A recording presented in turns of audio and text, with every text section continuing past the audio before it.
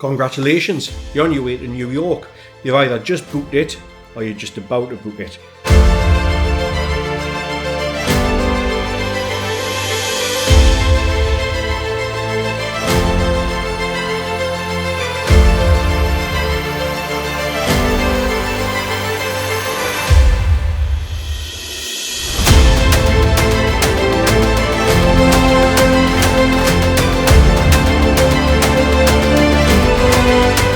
In this video, I'm going to explain some really important things that are handy to know for your first ever trip to NYC.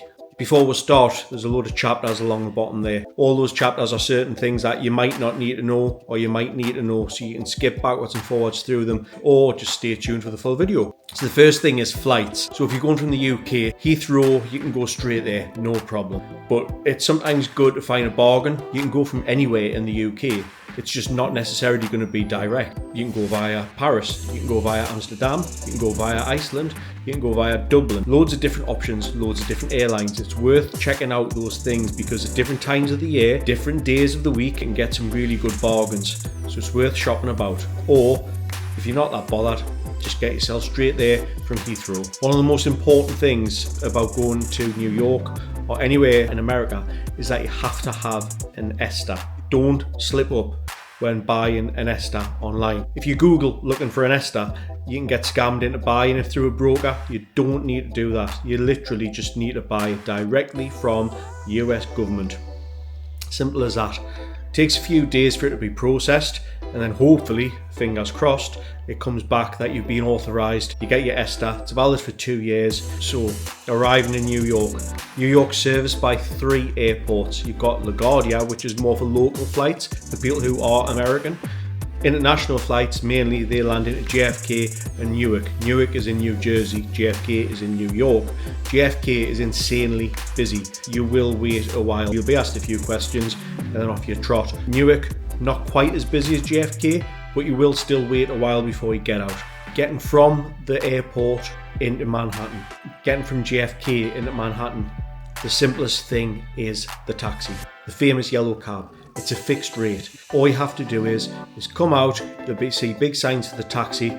It's managed officially. You'll be asked where you're going, you'll be given a ticket. You'll then join a queue and then you'll go into the taxi you've been allocated and you'll give the ticket to the driver. It's a flat rate.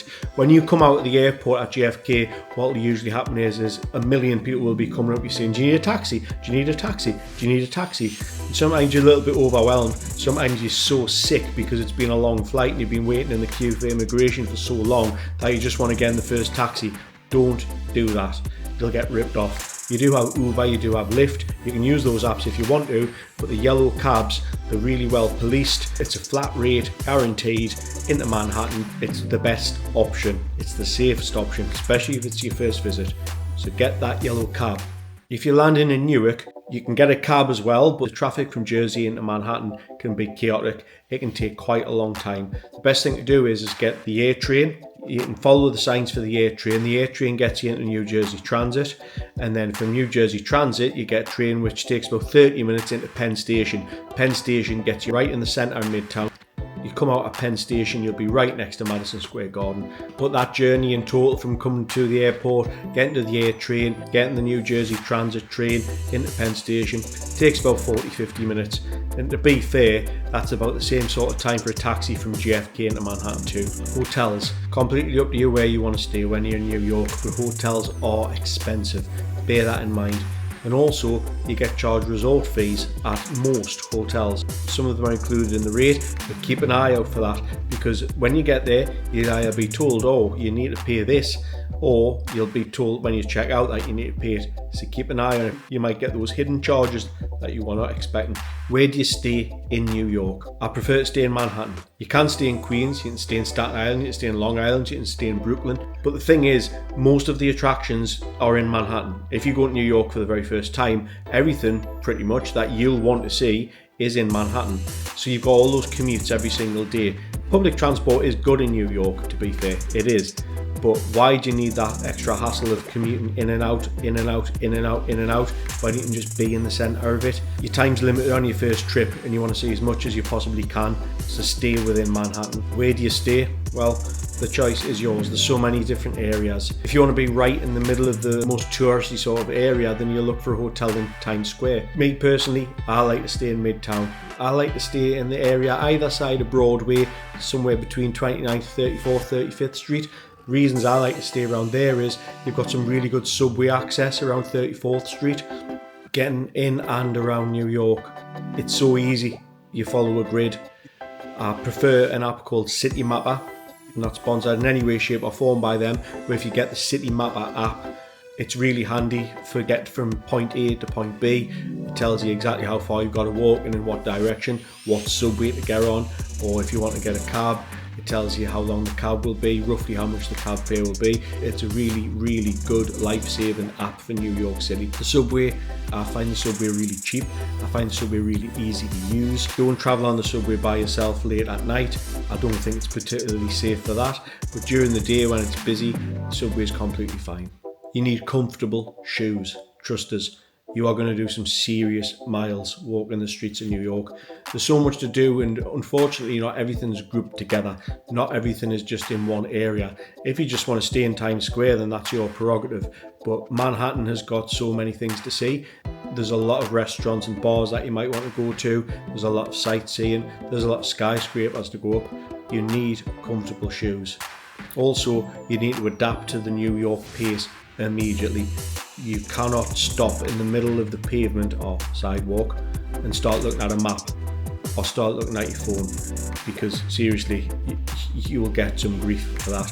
If you do need to do that, step over to one side, maybe step inside the doorway of a shop, a shut shop. Don't do it in an open shop because you'll get even more grief, but just step to one side. People aren't being rude if they are rude. It's just people are from New York. That's how New Yorkers are. People always ask me, where should I go to eat? There's over 30,000 restaurants in New York. It's impossible to say.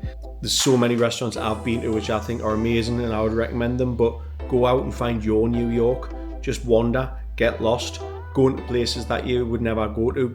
Take that area I like staying, Koreatown. Just have a wander around. Tipping. Should we tip? Yes, you have to tip.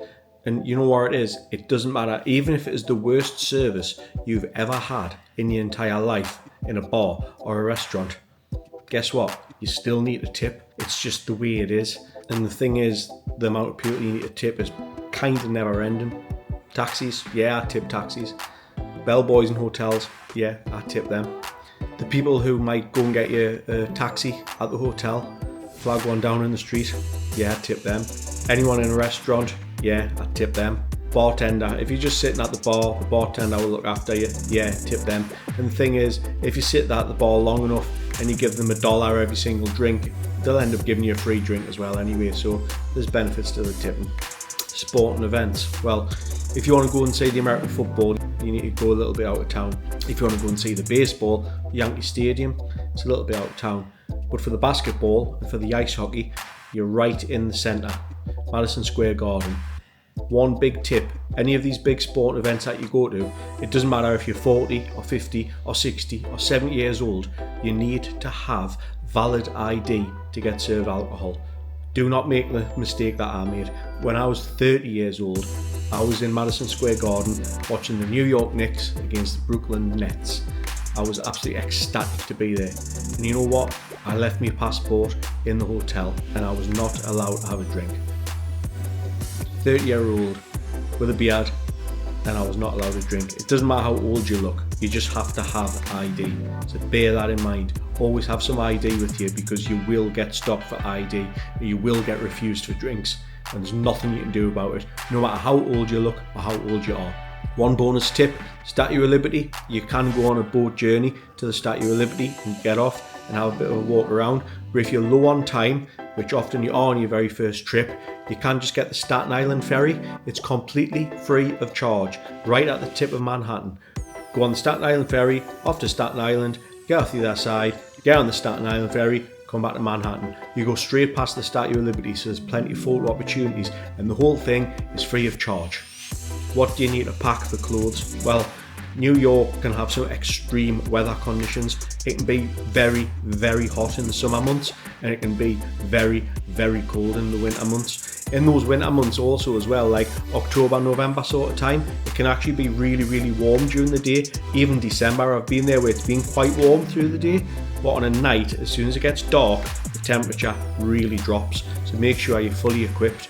The summer, it gets serious hot in those summer months, like crazy. Make sure you book a room that's got aircon. City passes. Personally, I've never ever used a city pass. I think for the amount of money that you pay, it's not always possible to get your full money's worth out of those things. Everything I've always done tourist wise, I've always done everything just off my own back and booked it as I've wanted to book it. I've never used a city pass, I've never used a hop on hop off bus either. I've always just made my own way around it. It might be for you and it might give you a bit more assurance by doing it that way, and that's completely fine. Most places do take cards, but they don't have chip and pin, so it's kind of the old style swipe and sign, but you will need cash as well. Some places only take cash, so just be wary of that. The main thing that you need cash for is your tips. So if you are going to get money changed, make sure you get plenty of $1 and plenty of $5, because if you're handing over tips in bars and stuff like that, it's very easy to run out, and then you've got the embarrassing thing of trying to break a $100 bill so you can give somebody a $2 tip. So just be careful. And that's it. Get yourself to New York and have the best time that you've ever had in the best city in the world, apart from Newcastle, of course. Enjoy yourselves. See you later.